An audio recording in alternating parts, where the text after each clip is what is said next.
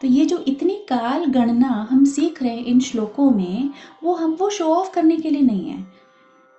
ये इसलिए नहीं सिखा रहे भगवान कि हम 4 लोगों में बात कर सकें कि देखा हमारा यहाँ ये टाइम स्केल है, ये कैलकुलेशंस हैं। और मतलब प्राइड होना चाहिए हमें हमारी ऋषि मुनियों पर और हमारी सारी वैदिक संस्कृति पर, लेकिन यहाँ एम क्या है? गीता मोक्ष शास्त्र है, हर शब्द इसमें केवल भगवत प्राप्ति कराने के लिए है, उसी उद्देश्य से कहा गया है। तो हमको ये श्लोक सीखना है ताकि काल की जो अनित्यता है उस पर हम विचार कर सकें।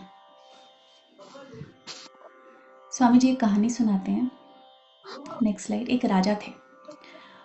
वो राजा एक संत के पास जाया करते थे, और राजा ने फिर अपने लिए एक महल बनवाया नया। और तो उसके पहले कई महल थे राजा के, लेकिन अब ऐसा महल बनाया जिसमें आराम की, सुख सुविधा की सारी चीज़ें हों, और ज़्यादा लग्जरी और ज़्यादा ठाट बाट से वो रह सकें। हम भी ऐसा करते हैं ना, घर होता है, रहने लायक भी होता है, लेकिन और अच्छा लेते जाते हैं, और अच्छी लोकेशन और पॉश एरिया और पॉश सोसाइटी मिले। तो राजा तो फिर राजा है। तो राजा ने संत से कहा कि महाराज एक दिन आप चले तो सही, हमारी कुटिया पवित्र हो जाए। अब संत टालते गए, संत को क्या इंटरेस्ट है, संत टालते गए, लेकिन राजा ने इतना आग्रह किया तो फिर एक दिन संत बोले कि अच्छा भाई चलो।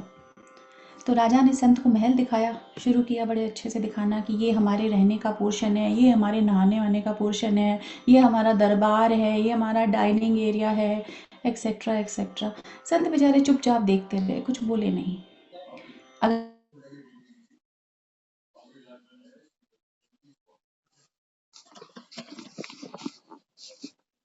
देखें तो स्वामी जी कहते हैं कि मकान बनाने में हिंसा बहुत लगती है, बहुत हिंसा होती है, बहुत जीव मरते हैं। चूहे, सांप, गिलहरी, इनके रहने की, चलने फिरने की इसमें आड़ लग जाती है। क्योंकि जितने भी हिस्से में मकान बना है उतने हिस्से में अब वो पहले जैसे घूम फिर नहीं सकते, जा नहीं सकते, स्वतंत्रता से नहीं रह सकते। पहले उतने हिस्से में सब जीवों का हक था, लेकिन अब केवल एक का हक रह गया है, सबको आउट कर दिया। इसलिए स्वामी जी समझाते हैं कि नया मकान बनवाने पर हमको ऐसे बड़े बड़े भोजन नहीं करवाने चाहिए, बड़ा भोज नहीं करवाना चाहिए। और हम तो एक से एक पार्टीज रखते हैं, हाउस वार्मिंग पार्टी, पर ये ठीक नहीं है क्योंकि इसमें बहुत हिंसा इन्वॉल्व है। तो फ्लैट लेने पर भी यही अप्लाई होता है। आप लोग ये मत कहिएगा कि हमने तो फ्लैट लिया उसमें तो कोई हिंसा हुई नहीं है, आप भी जानते हैं उसको बनने में भी हिंसा तो हुई है। Anyway, coming back to the story, संत जो थे वो चुपचाप देखते रहे। अब क्या करें, तारीफ करें तो हिंसा लगे, देखते रहे, कुछ नहीं बोले। तो अब राजा तो समझदार तो हो था ही। तो राजा ने सोचा कि महाराज जी को महल पसंद नहीं आया।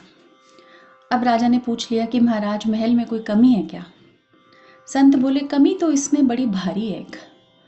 अब राजा ने विचार किया कि बड़े बड़े आर्किटेक्ट्स ने महल बनाया है, उन्होंने कोई कमी बाकी छोड़ी ही नहीं है, लेकिन बाबा जी कह रहे हैं कि कमी है, और वो भी बहुत बड़ी भारी कमी है।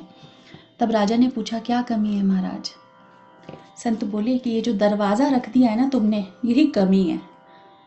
राजा बोला महाराज दरवाजे के बिना महल किस काम का? संत बोले तुमने ये महल क्यों बनवाया है? राजा ने कहा मेरे रहने के लिए महाराज। संत बोले तो तुमने तो रहने के लिए बनाया, लेकिन एक दिन लोग उठाकर तुमको ले जाएंगे, तो इससे ज़्यादा कमी और क्या होगी बताओ? बनाया है रहने के लिए, लेकिन लोग उठाकर तुमको बाहर ले जाएंगे, रहने देंगे नहीं यहाँ पर। इसलिए अगर रहना ही है तो दरवाज़ा नहीं होना चाहिए, फिर यहाँ पे बाहर निकलने की जगह ही नहीं होनी चाहिए। तो ये जो शरीर है, संसार है, ये हमारा असली घर तो है नहीं। एक दिन सब कुछ छोड़ के हमको जाना ही पड़ेगा। रे मन मुसाफिर निकलना पड़ेगा, काया कुटी खाली करना पड़ेगा।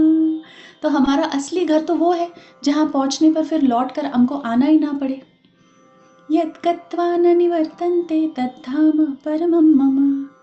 इसलिए सिर्फ material objects, name, fame, power, wealth, इन सब में आसक्त होकर उनको प्राप्त करने की कोशिश में लगे रहना ह्यूमन लाइफ को वेस्ट करना है।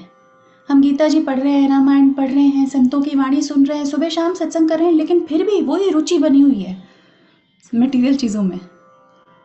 तो फिर हमको सोचना चाहिए कि हम वाकई हम क्या पढ़ रहे हैं, क्या वाकई हम सत्संग सुन रहे हैं? ब्रह्मा जी के लाइफ स्पैन को अगर हम देखें तो रियलाइज होता है कि हमारा लाइफ स्पैन कुछ भी नहीं है। हम पता नहीं कौन से बुढ़ापे के भरोसे में बैठे हैं कि जब बुढ़ापा आएगा तब हम भगवान में लग जाएंगे ढंग से। अभी तो आधा आधा घंटा ठीक है, जितनी गीता पढ़ी जाए उतनी कर लो। पता नहीं कौन से बुढ़ापे की कल्पना हमने कर रखी है।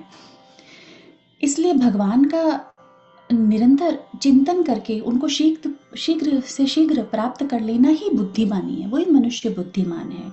जो इस प्रकार समझते हैं उनको ही इस श्लोक में भगवान ने अहोरात्र